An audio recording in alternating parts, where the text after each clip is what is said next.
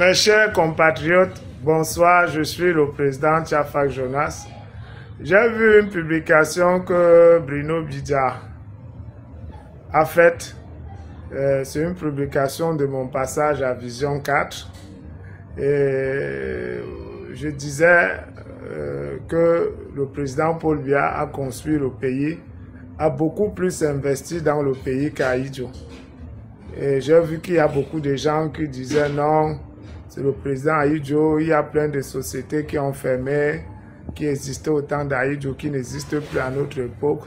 Il y en a même qui ont dit que le président Paul Biya a construit, mais ça c'est insuffisant. Dans quel pays ça suffit? Même aux États-Unis, on dit que ça ne suffit pas, même en France.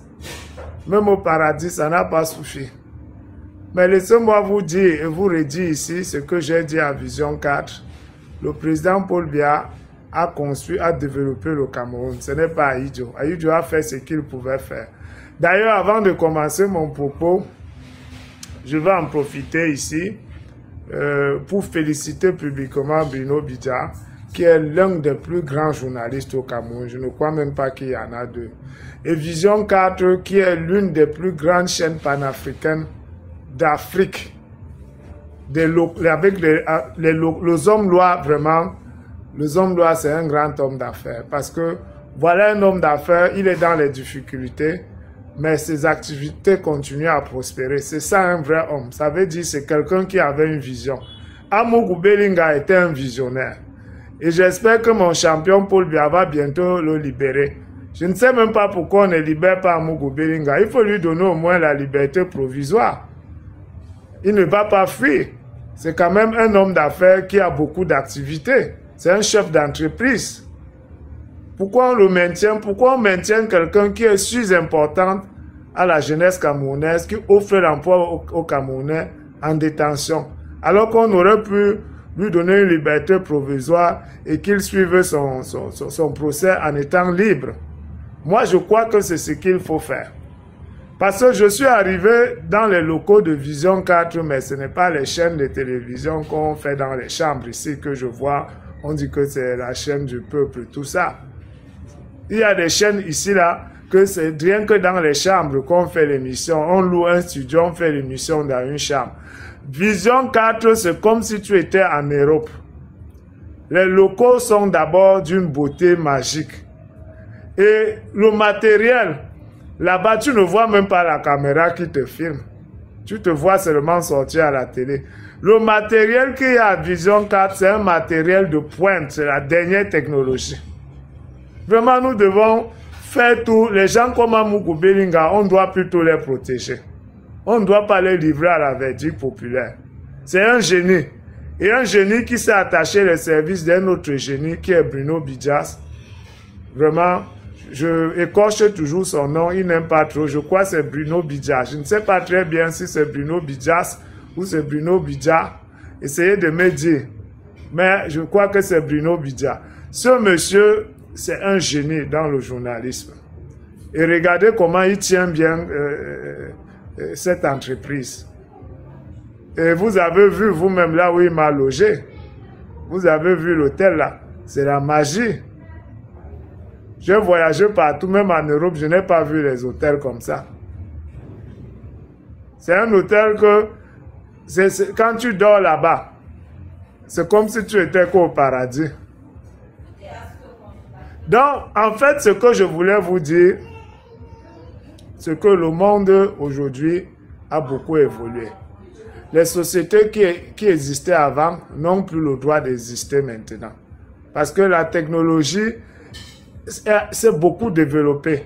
Je vais vous prendre un exemple. Regardez par exemple toutes les chaînes de télé qui existent. Aujourd'hui, quelqu'un se lève, il a une chaîne dans son téléphone. Il a une chaîne YouTube dans son téléphone.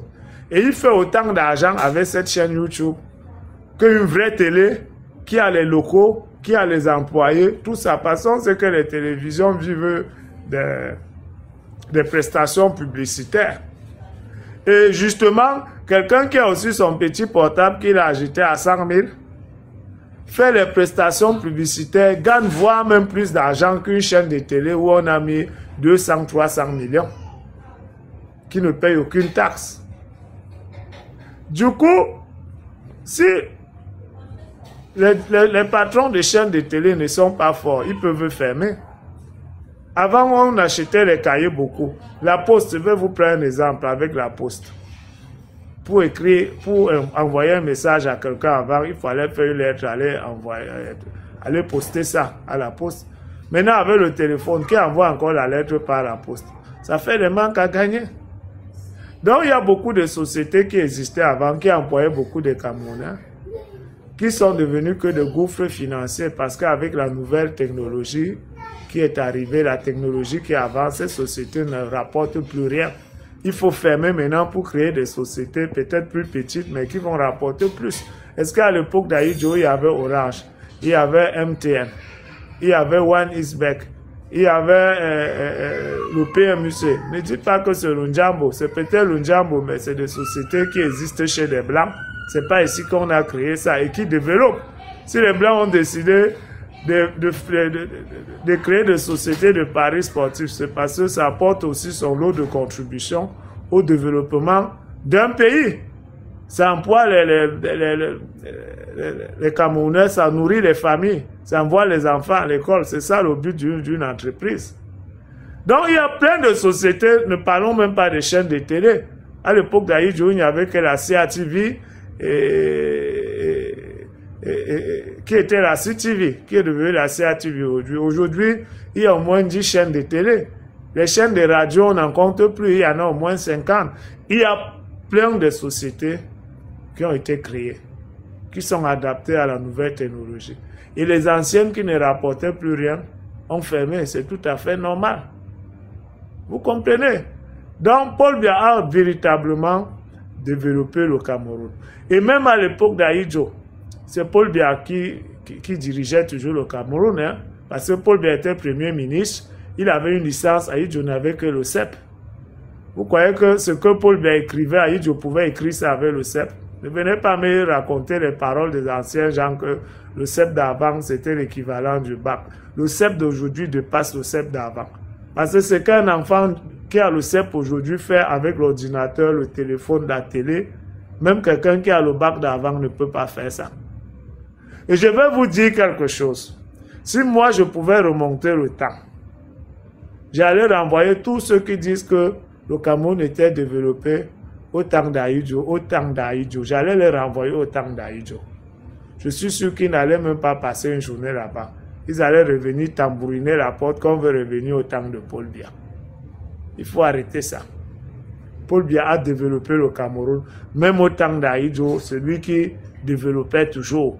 Parce qu'il était Premier ministre, il était le secrétaire de Paul Biya, d'Aïdjo. Et c'est pour ça même qu'Aïdjo lui a confié le pouvoir, parce que celui qui faisait tout, c'était lui l'intellectuel. Vous comprenez? Donc arrêtez avec cette histoire. Paul Biya a développé le Cameroun. Beaucoup, sur tous les domaines. Et les Camerounais sont riches, les Camerounais sont heureux. Ça ne veut pas dire qu'il n'y a pas de gens qui souffrent. Partout dans le monde entier, les gens souffrent. Allez aux États-Unis, vous allez voir les gens qui se vivent dans la rue, qui se droguent, qui ont été déçus par la vie. Ça existe. Mais on ne va pas créer une société d'assister parce qu'il y en a qui souffrent. La réussite, c'est un combat personnel. Ce n'est pas un combat généralisé. Donc faites très attention. Paul Biya en 2025 sera président. Au lieu de vous préparer pour 2032, vous êtes là encore, vous commencez encore à insulter. Après, d'ailleurs, 2032, qui va aller aux élections, comme tout sera encore quelqu'un, n'importe quoi.